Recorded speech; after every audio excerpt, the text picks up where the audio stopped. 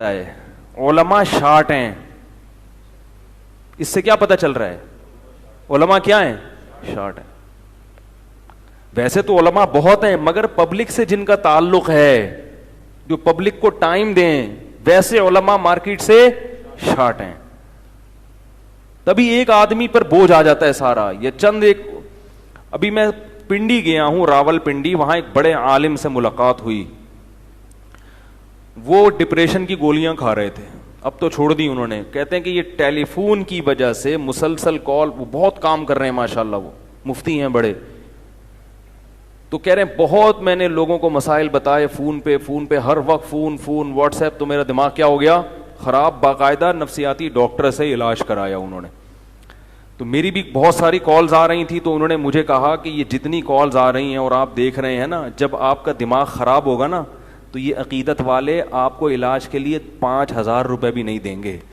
ٹھیک ہے, کوئی عیادت کے لیے بھی نہیں آئے گا کہ مفتی صاحب ہماری اتنی خدمت کرتے تھے اور ان کی سیٹنگ کیا ہو گئی ہے, خدمت کرتے کرتے آؤٹ ہو گئی ہے, تو چلو جاؤ پوچھو کس حال میں. فون کریں گے, جب نہیں اٹھائیں گے تو کہیں چلو کوئی طبیعت خراب ہوگی. پتہ چلے گا جی طبیعت خراب ہے, چلو اللہ شفا عطا فرمائے. تو انہوں نے کہا اس لیے پہلے اپنا دماغ ہے, قوم کی خدمت, کیونکہ یہ سیٹنگ پہ ہوگا تو خدمت بھی ہوگی. دماغ کی سیٹنگ آؤٹ ہو گئی تو خدمت گئی لینے. تو اس لیے اپنے دماغ کو خود محفوظ رکھنا پڑتا ہے. خوش مزاج انسان جو ہوتا ہے وہ ہر کام اچھی طرح سے کر لیتا ہے, اور ایک دفعہ طبیعت میں چڑچڑاپن پیدا ہو گیا اور جھنجھلانے لگی طبیعت, تو کسی کام کا نہیں رہتا. پھر ذرا سی بات پہ جھنجھلاتا ہے اور الٹی پھینکتا ہے. اور یہ میں آپ حضرات کو بھی ایک بات عرض کر رہا ہوں آپ کے سامنے بھی, یہ بھی دین کی ایک بات ہے, اس کو بھی بیان کا حصہ سمجھیں کہ سب سے زیادہ فوکس انسان کو اپنے دماغ کو کرنا چاہیے کہ میرا دماغ سکون میں رہے. یہ یاد رکھو, ہر جسمانی بیماری کا علاج ہے. دماغ کی سیٹنگ جب ایک دفعہ آؤٹ ہوتی ہے تو وہ دوبارہ لائن پہ نہیں آتا. میں نے نفسیاتی مریض کبھی بھی مکمل ٹھیک ہوتے ہوئے نہیں دیکھے کہ پورا صحیح ہو گیا ہو. یہ بہت اہم بات ہے, اس کو نوٹ کر لیں. جو ذہنی مریض ایک دفعہ بن گیا, شاید لاکھوں میں کوئی ایک صحیح ہو جاتا ہے. اگر وہ صحیح بھی ہوتا ہے تو پورا صحیح نہیں ہوتا, تھوڑا سا پاگل رہتا ہے وہ. اور آپ دوسری یہ بات نوٹ کر لیں کہ پاگل تھوڑا بھی بہت ہوتا ہے. یہ بہت ہے, آپ اس کو مذاق نہ سمجھیں, یہ دین کا حصہ ہے یہ باتیں. پاگل تھوڑا سا بھی بولو بھائی بہت ہوتا ہے, پاگل میں تھوڑا بوڑا نہیں ہوتا. ٹھیک, جو تھوڑا سا پاگل ہے وہ تھوڑا سا نہیں ہے, وہ کسی بھی وقت کچھ بھی کہہ دے گا. تو اس لیے سب سے زیادہ حفاظت کس چیز کی کرنی ہے؟ دماغ کی. تو میں آپ کو 2 چیزیں بتاتا ہوں جن کو اگر آپ ذہن میں رکھیں گے نا تو انشاءاللہ دماغ, یعنی جن چیزوں پر عمل کریں گے دماغ سیٹ رہے گا. نمبر 1, نیند میں کبھی کمی نہ ہونے دو. نہیں یاری بات یار بھائی, نیند کیا کرنی ہے؟ ایسی کی تیسی, جو مرضی کام اہم سے اہم رہ جائے, پہلے کیا ہے؟ نیند مکمل ہو. پہلے کیا کرنا ہے؟ نیند آ رہی ہے, تھکا ہوا دماغ, سارے کام ایک طرف, پہلے سوؤں گا میں, جاؤ جو مرضی ہوگا. بھائی وہ شادی میں جانا تھا, وہ ولیمے میں جانا تھا, وہ کیا کہتا رہے, ہم نے پہلے کیا کرنا ہے؟ کیونکہ نیند کی سیٹنگ آؤٹ ہو جائے نا تو بس دماغ کیا, دماغ کہاں جائے گا؟ میں نے اپنی زندگی میں کئی لوگ اسٹریس اور ڈپریشن کے مریض دیکھے ہیں جو نیند پوری نہیں کرتے تھے. نیند اتنی صحت کے لیے ضروری ہے کہ روٹی اور پانی اتنا ضروری نہیں ہے. بھوک, اگر دیکھو نیند سے بڑھ کر کوئی چیز ہوتی نا تو اللہ تعالیٰ رمضان میں ہمیں کہتے ہیں نیند پوری نہ کرو, روٹی کھاتے رہو. اللہ نے روٹی پانی چھڑوا دی. اللہ کو پتا ہے کہ جتنا مرضی بھوکا پیاسا رہو گے, جب کھاؤ گے تو ریکوری ہو جائے گی. کوئی 3 دن بھی بھوکا پیاسا رہے نا, جسم کو کوئی نقصان نہیں ہے. جب کھائے گا تو دوبارہ فٹ فاٹ ویسے کا ویسا ہی ہو جائے گا. لوگ 1 ہفتہ بھی بھوکا پیاسا رہتے ہیں, کوئی بیماری پیدا نہیں ہوتی. کمزوری ہوتی ہے وقتی, جب کھائیں گے پیئیں گے دوبارہ فریش ہو جائیں گے. دیکھو نا, رمضان میں سارا دن بھوکا پیاسا رہتے ہیں, جیسے ہی افطاری کا وقت آتا ہے 2 پکوڑے گئے پیٹ میں اور کمر ایک دم فٹ فاٹ سیدھی ایسے پریڈ کرتے ہوئے نماز کے لیے آ رہے ہوتے ہیں. تو وہ رات کو نہ بھی کھائیں نا, صبح کھائیں گے تو یہ ایسے ہی ہو جائیں گے. کھانے سے بیمار ہوتا ہے, بھوکا رہنے سے بیمار نہیں ہوتا. لوگ کھانے کو فوکس کرتے ہیں صحت میں, نیند کو فوکس نہیں کرتے. اللہ کرے یہ بات کسی طرح دماغ میں اتر جائے, کیونکہ اس کا ہمارے دین سے بڑا گہرا تعلق ہے. آپ کا دماغ سیٹ نہیں ہوگا, آپ نہ اللہ کے حقوق ادا کرو گے نہ بندوں کے حقوق. کیونکہ جو آدمی ڈپریشن کا مریض ہوتا ہے نا, وہ گھر میں بھی چک چک پک پک لگا کے رکھتا ہے, خود بھی ڈپریشن میں آئے گا اور بیوی بچوں کو بھی ڈپریشن میں ڈال دے گا. بد اخلاق, نبی صلی اللہ علیہ وسلم نے کیا فرمایا, قیامت کے دن سب سے زیادہ میرے قریب وہ ہوگا جس کے اخلاق سب سے اچھے ہوں گے. تو اخلاق کے اچھے ہونے کے لیے چیمبر کا صحیح ہونا ضروری ہے. ٹھیک ہے نا. دیکھو بچوں کی نیند پوری نہیں ہوتی, کیسے چڑچڑے ہوئے ہوتے ہیں, خام خامی چیزیں اٹھا اٹھا کے پھینک رہے ہیں. اور جب بچہ رات کو اچھی طرح سو کے صبح اٹھتا ہے, کیسا خوشی خوشی پھر رہا ہوتا ہے, حالانکہ صبح کے وقت اس نے کوئی اخلاق پر بیان نہیں سنا ہوتا. جب اندر سے سیٹ ہوتا ہے نا انسان, تو خود بخود خوش مزاج ہوتا ہے, وہ ہر چیز میں دل لگتا ہے اس. تو اخلاق تو دین کا بہت بڑا حصہ ہے نا. اللہ کی باتیں بھی سمجھ میں آئیں گی. اگر چیمبر ٹھیک نہیں ہے نا, تو کوئی اگر کہے کہ بھائی اگر نماز چھوڑ دو گے تو اتنے 1000 سال جہنم میں جلنا پڑے گا, تو آپ پہلے ہی جل رہے ہو, دماغ خراب ہے. بولے یار یہ پتہ نہیں کون سی شریعت ہے یار, ایک تو جہنم میں جلنا پڑے گا یار. اندر سے نا یہ ایسی ایسی باتیں کرے گا, کیونکہ اندر سے ویسے ہی خوش نہیں ہے, اوپر سے جہنم کی وعیدیں, تو اور اسٹریس میں آ جاتا ہے وہ کہ یار یہ کیا ہوا یار, ایک نماز چھوڑنے میں اتنے یہ کیا ہوا یار. تو بجائے یعنی دین سے بھی دور ہوگا. تو پہلی چیز کیا ہو گئی, بولو بھائی, نیند. نیند پوری کرنے کا مطلب یہ نہیں ہے کہ پوستیوں کی طرح سویا کرو, یہ مطلب نہیں ہے. یہ کیا مطلب ہے وہ میں ابھی بتاتا ہوں. دوسری چیز کیا ہے, دوسری چیز ہے ٹینشن نہیں لینی. ٹینشن نہیں لینے کا مطلب یہ نہیں ہے کہ آپ کو کبھی ٹینشن ہوگی نہیں. ہے تو دنیا میں کوئی ایسا شخص ہے ہی نہیں جس کے سارے کام صحیح ہو رہے ہوں. اس پر تو ایک مستقل بیان ہے میرا کہ دنیا میں یعنی انسان جو ہے نا ڈپریشن کا علاج کیا ہے. تو میرے 3-4 بیانات ہیں, وہ آپ تفصیل سنیں. میں ابھی مختصر ایک بات بتا رہا ہوں کہ دیکھو دنیا میں ساری چاہتیں کسی کی بھی پوری نہیں ہوتی. یہ تو ہو ہی نہیں سکتا کہ آپ جو چاہیں وہ ہو جائے. لوگ وزیر اعظم بنتے ہیں, جیل میں چلے جاتے ہیں. حقیقت ہے یہ. کہاں کہاں انسان پہنچتا ہے, پھانسی کے پھندوں پہ لٹک جاتے ہیں, اور معلوم نہیں کیا کیا ہوتا ہے. تو ساری چاہتیں نہیں پوری ہونے والی ہیں آپ کی. تو اب حل کیا ہے اس کا کہ بھئی ہر خواہش پوری کرو, یہ تو ہو نہیں سکتا. تو بھائی سمجھوتا کر لو.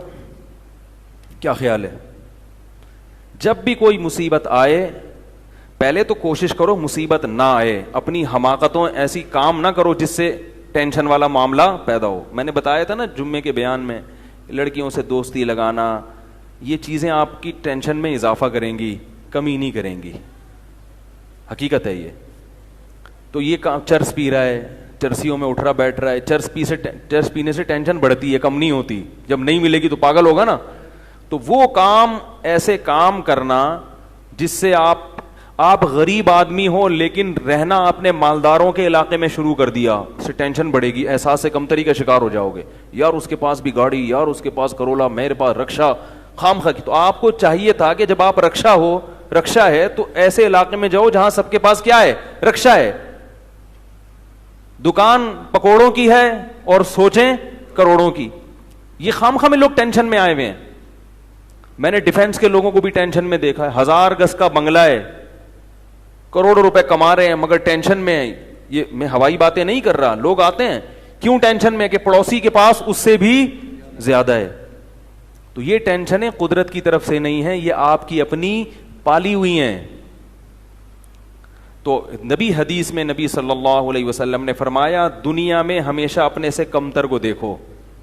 یار میرے پاس رکشا ہے اور فلاں آدمی قسطوں پہ بھی رکشا خریدنے کی صلاحیت نہیں رکھتا, سڑکوں پہ فٹ پاتھوں پہ پڑے ہوئے ہیں. 3-4 دن پہلے صدر گیا میں تو دیکھا فٹ پاتھ پہ لوگ پڑے ہوئے ہیں. میں نے کہا یار یہ بھی لوگ ہیں, نہ گھر ہے, نہ بال بچے. ایک کنوارے کا فون آیا, ایسے جیسے وہ نہیں ہوتی, کیا بولوں میں, ایسے طنز کر رہا تھا, کہہ رہے یار کوئی رشتہ ہی نہیں دیتا, اور یہ زندگی کوئی زندگی ہے. تو میں نے سوچا, میں نے کہا دیکھو وہ جو صدر میں فٹ پاتھ پہ پڑے ہوئے ہیں نا, ان کو کوئی دے گا رشتہ؟ میں نے کہا تمہیں ابا نے گھر میں رکھا ہوا ہے, روٹی پانی پنکھا سب مل رہا ہے, دعا کرتے ہیں اللہ کوئی انتظام کر دے. نہیں کر رہے تو ان لوگوں کو دیکھو جن کو روٹی پانی بھی نہیں مل رہا. تو اپنے سے کمتر کو دیکھا جائے دنیا کے معاملے میں, اس سے آپ احساس کمتری کا شکار نہیں ہوں گے. تو ٹینشن ختم کرنے کی ایک بہت بڑی ذریعہ یہ ہے کہ اگر پھر بھی کوئی مصیبت آ گئی تو تقدیر کا سوچا جائے کہ جو چیز مقدر میں ہے وہ ٹل نہیں سکتی. اور دنیا مسافر خانہ ہے, یہاں اگر ٹینشن ہے تو وہ بھی عارضی, یہاں کی خوشی بھی عارضی. ایک آدمی کے بچے بچھڑ گئے, طلاق ہوئی میاں بیوی میں, بیوی بچوں کو لے گئے فرار. اب وہ میرے پاس آیا, ایسے بیچارہ, ظاہر ہے بچے تو یاد آتے ہیں, ایسے اس کی حالت خراب, اسٹریس.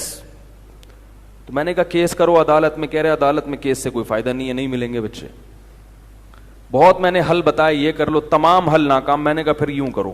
کیا کرو؟ مٹی ڈال. میں نے کہا ڈاکٹر عافیہ صدیقہ کا سوچو, وہ عورت ہے, جیل میں ہے, اپنے بچوں سے دور ہے, مزید اولاد بھی نہیں ہو سکتے اس کے. تو میں نے کہا تمہارا اگر تمہیں جیل میں ڈال دیا جائے نا ابھی, تو تم کہو گے چلو بچے نہ ملے لیکن جیل سے تو باہر آؤں, یہی سوچو گے نا. اس کا سوچو کہ وہ ایک عورت ذات ہے, کئی سالوں سے جیل کے اندر پڑی ہوئی ہے, اور عورت کے لیے بچوں سے جدائی وہ بہت زیادہ مشکل ہے, مرد تو برداشت کر لیتا ہے. تو میں نے کہا اب جو چیز بس میں نہیں ہے اس پہ غم کرنا فضول, مٹی ڈالو ایسے, اور شادی کرو اور مزید نئے بچے پیدا کرو. جب ادھر دوسری اولاد آئے گی تو ادھر سے ذہن آپ کا ہٹ جائے گا. کہتے ہیں لوگ تانے دیں گے, بچوں کو بھول گیا. میں نے کہا لوگوں کے پاس فالتو ٹائم بہت ہے, ٹھیک ہے نا, وہ تانے دیتے رہیں گے, لوگوں کے تانوں کی پرواہ مت. جب ایک چیز آپ کے بس میں نہیں ہے تو اس پہ سوچنا کیسا. یہ بھی ایک بہت بڑا نسخہ ہے سکون کا, کہ جو چیز آپ کے اختیار میں نہیں ہے اس کے بارے میں سوچنا بند کر دو. دیکھو نوح علیہ الصلاۃ والسلام اپنے بیٹے کی ساری زندگی تربیت کرتے رہے, مگر وہ کافر نکلا. آخری وقت میں نوح علیہ السلام کو اپنے بیٹے پر کتنا پیار آیا کہ میری کشتی میں سوار ہو جا. بیٹا کہتا ہے سآوی الی جبل یعصمنی من الماء, میں پہاڑ پہ چڑھ جاؤں گا جو مجھے پانی سے بچا لے گا. پیغمبر کو اپنی اولاد سے بہت محبت ہوتی ہے, بہت زیادہ ہے, جیسے یعقوب علیہ السلام کو تھی نا اپنے بیٹے سے. کتنا درد ہوگا اس وقت نوح علیہ السلام کے دل میں, کیسے تڑپ رہے ہوں گے. لیکن بیٹا باز نہ آیا. وحال بینہم الموج فکان من المغرقین, ایک موج آئی اور اس کو غرق کر دیا. نوح علیہ السلام نے اللہ سے دعا مانگی, ان ابنی من اہلی, اے اللہ میرا بیٹا میرے اہل و عیال میں سے ہے, تو نے تو وعدہ کیا تھا تو میرے اہل و عیال کا خیال کرے گا. اللہ نے کیا فرمایا, انہ لیس من اہلک, یہ تیرے اہل میں سے نہیں ہے, اس کا عمل ٹھیک نہیں ہے. فلا تسألنی ما لیس لک بہ علم, دوبارہ یہ سوال مجھ سے مت کرنا. اب یہ نہیں کہ نوح علیہ السلام بیٹھ گئے اور یہ کیا ہو گیا اور اب سوچیں یہ تو بڑا, بس نوح علیہ السلام نے فوراً استغفار کیا, اعوذ بک ان اسألک ما لیس لی بہ علم, اے اللہ میں تجھ سے پناہ مانگتا ہوں ایسی چیز کی, میں تجھ سے ایسا سوال کروں جس کی دلیل میرے پاس نہیں. بس ختم, بھول گئے. اب یہ تھوڑی کہ روتے رہیں بیٹھ کے, بھئی جو چیز بس میں نہیں ہے چھوڑ دو. تو ہم بہت ساری چیزوں کی ٹینشن لیتے ہیں جو ہمارے اختیار میں نہیں ہے. پیٹرول مہنگا ہو رہا ہے, بیٹھ کے خام خام میں پریشان ہے. بھائی تم سے پوچھ کے تھوڑی مہنگا ہوا ہے. غم کرنے سے اگر وہ سستا ہو جائے تو رو. میں اپنا میرے پاس تھی Kawasaki G T O, Kawasaki G T O 125, آپ کو پتا ہے کیا بائک تھی وہ, ہم نے بھی بڑے شوق پالے ہیں ایک زمانے میں. میں اس میں پیٹرول ٹھیک ٹھاک ڈلتا تھا. اب جب پیٹرول مہنگا ہوتا تو سب سے زیادہ متاثر میں ہوتا تھا اس سے. 50 والوں کو کچھ نہیں ہوتا تھا. تو میں ایک دفعہ پیٹرول پمپ گیا, میں نے پیٹرول ڈلوایا اس میں, تو اس نے کہا وہ 5 روپے پر لیٹر بڑھ گیا ہے. مجھے بڑا غصہ آیا. میں نے ساتھ والے سے کہا, میں نے کہا یار یہ کیا مذاق ہے یار, ہر تھوڑے دن کے بعد 5 روپے بڑھ رہا ہے, تو آپ کو غصہ نہیں آیا؟ اس نے کہا صرف میرے لیے تھوڑی بڑھ رہا ہے, پوری قوم کے لیے بڑھ رہا ہے نا. تو مجھے اس کی بات بڑی اچھی لگی.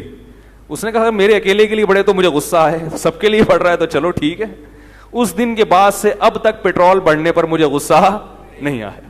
میں یہی کہتا ہوں یار مجھے ٹینشن لینے سے کیا ملے گا, 100 روپے لیٹر بڑھ جائے, زیادہ زیادہ یہ ہوگا, بہت زیادہ بڑھے گا تو گاڑی بیچ دو بھائی, نہیں ہمارے کنٹرول سے باہر ہو گئی ہے, گاڑی بیچ دو, دوبارہ آ جاؤ ٹیکسی پہ آ جاؤ, پھر بھی ہے تو پھر رکشے پہ آ جاؤ, پھر چنچی پہ آ جاؤ, پھر پیدل ہو جاؤ.